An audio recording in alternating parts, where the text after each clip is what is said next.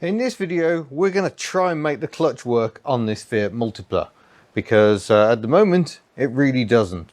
Just before we leap into it, but quick housekeeping notes. The store is back online. We have Power Less is More t-shirts back in stock, black Hubnut mugs, and Triangle of Doom mugs, all back in stock at the Hubnut store. Head to hubnut.org and you'll find a link to the content.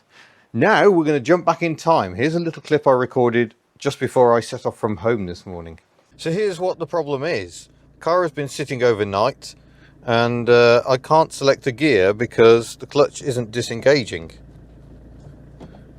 See, it's just crunching, so I have to pump the pedal several times. Usually I'll leave it parked up in gear and I have to do this to even get it into neutral, and then I might be able to. Yeah, there we go. I can just about select a gear now.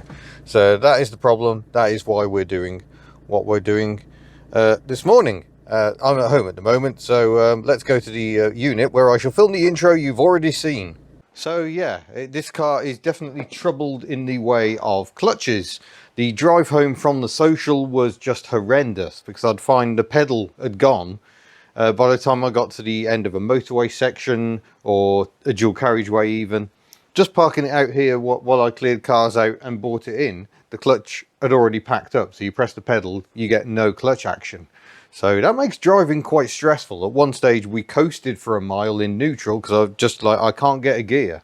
We'll just coast downhill, it's fine.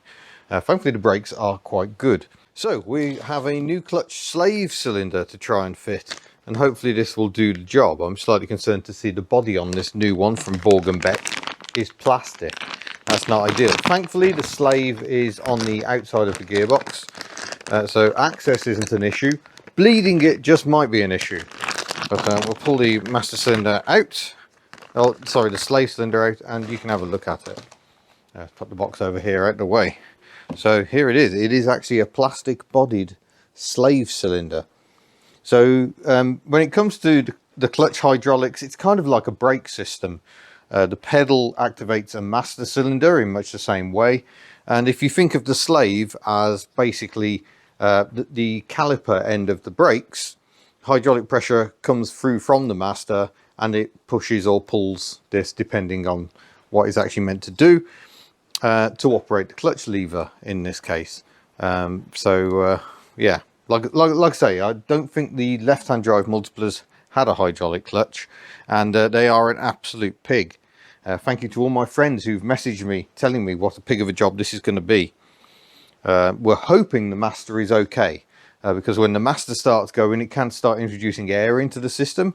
If you've got air will compress, so the pedal just mushes the air and doesn't actually operate the slave cylinder. So we're hoping the slave is all right. We have a few tricks up our sleeve when it comes to bleeding. We'll see which of those, if any, actually work. I could have done this job. This arrived last week. I could have done it the day before we set off for Devon. But sometimes it's better the devil you know, and I thought, given it sort of works a bit, we'll take that rather than risk disabling the car because I can't bleed the hydraulics on my own and being absolutely stranded. But today's the day. My little plug has just fallen out of there. So yeah, we'll give that a go. Hopefully that is the right cylinder, and hopefully we can bleed it and make the clutch actually work. Whether it'll make third and fourth gear work, they're both very crunchy, I don't know. We shall soon find out. Oh, even more joy this morning as we discover that even though it's under a rubber cap, this thing that looks like a bleed nipple isn't a bleed point. It's just open into this body here, and there's no controllable nipple on it. It just looks like a nipple. So yeah, we're in for excitement today, I think. It doesn't look like the right master cylinder, unfortunately. This one has definitely got a bolted connection there. It's actually got a bleed nipple rather than a fake bleed nipple. That looks nicely rusted in place. I think we'll get the penetrating oil on that. So we're just going to try bleeding it and see if we can get some sort of a pedal going on. We've got a one-way valve on the clutch. Oh, I can see it operating. We can't be open because there's nothing coming out. Okay, go again. Oh yeah, there we go. Now we're pushing some really nasty. Hang on, it's gone down, it's stuck. Yeah, you might have to pull it back up. Oh yeah, air, filth, all sorts. Yeah, lots of air. Also filthy black fluid. Keep it on the top. Yep, keeping an eye on the reservoir. Yep, we've got one reservoir which does the brakes and the clutch, so we've just got to keep an eye on that level. But yeah, that's revolting looking fluid coming out. And lots of air.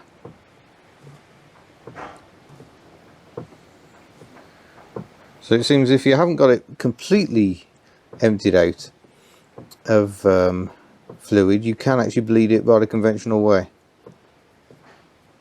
Okay, I'm going to top the master up now because we're dropping down the level. Hold up! Right, it's going to be a diet of more of the same. Now top the level up. Fresh fluid. Yep. Yeah, look at the state of this.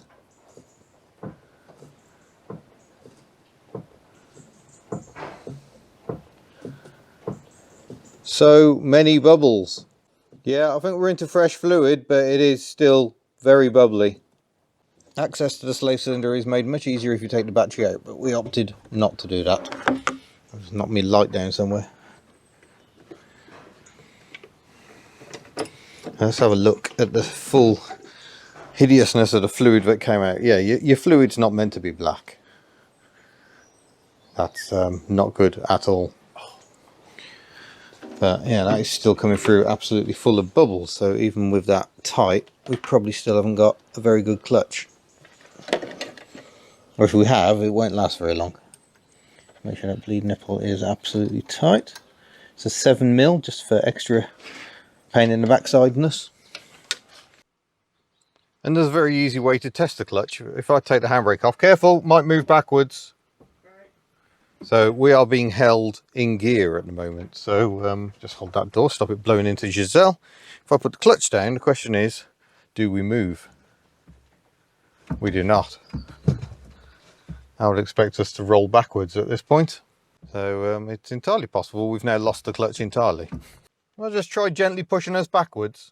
So we'll just see if Mark can move us. If he can move us, the clutch is disengaged. Yep, go.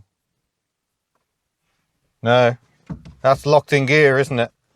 I've just done the experiment again. I'll put the car handbrake off. And now, oh, my foot's slipping off the pedal. We are rolling.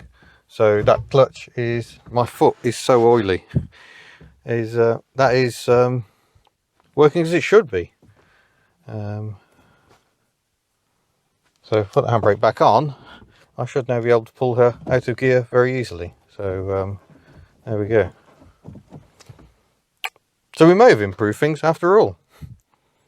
But I can't help thinking we've got a hydraulic clutch issue. And the problem is the master cylinder is kind of under the floor here. It's right on the back of the subframe, I think. Access is absolutely terrible. And if we have to replace that, that's not very encouraging. I don't know how much, I don't even know if you can get them. But yeah, we'll put make sure the handbrake's on. Not quite how today was meant to go. So bleeding it may have improved it or may have not. Wonderful. Well, that's been a really really useful session there. One thing I have done while we were under here is oh, where's the torch? Thank you. I'll just put a bit of oil on the clutch arm because they can seize up and cause all manner of issues. But yeah, don't know what's going on down there. Got penetrating oil all over the cylinder. It's not leaking. That is just, yeah, a very old cylinder, but that would appear to be doing its job. But well, yeah, where the master cylinder even is down there somewhere. Oh, it's gone light again. Yeah. See if it'll pump up. Because I bet if it's light, it's not actually disengaging. No, that's my foot right down. Well, this is still going incredibly badly, but pull the handbrake on because I think we have got the clutch working again after pumping it several million times. No. Oh, okay, we're out of gear. We'll see. Oil sensor faulty. Funny that. We broke it last time. What's even funnier is sometimes it does give me an accurate oil reading. Really, really bizarre. So put the clutch down. Can we get a gear? Ooh, no. we're in. So yeah, the Multipla is going to have to stay here, unfortunately. It's not good times. So that's the Multipla out of action, and I think we need to have some very serious questions about this car's future, in all honesty. It needs so much work, and it may all end up proving a bit too much. It is the novelty car, and it has suffered because of that. I can't even get it out reverse. I've turned the engine off, now I can. So yeah, this is knackered. I don't really know what to do. Did anyone want a knackered Multipla? Cheap? Because I'm at my wit's end with this one. We're instead going to switch to Betty and try and get her transmission pan off, because she's leaking transmission fluid. Probably got a bit of work to do on the brakes as well. We were looking at brakes, but yeah, I'll go into that. That's in a different video. But I think that's going to be the end for Multipla. Has turned out not to be one of my best buys. It's been very interesting to try the Multipla formula. It was great for all of us going away.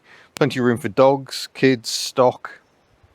To have that much practicality in a car that's 4 meters long, you know, that's almost a meter shorter than Betty, but so much more space. Yeah, great design. But I fear this may be the end of the Multipla. Let me know if you'd like it. Don't really know how to end that one, other than to say, obviously you get all your chrome pipes and everything thrown in. Peter Crouch is still on the boot. Yeah, not quite how this was meant to end.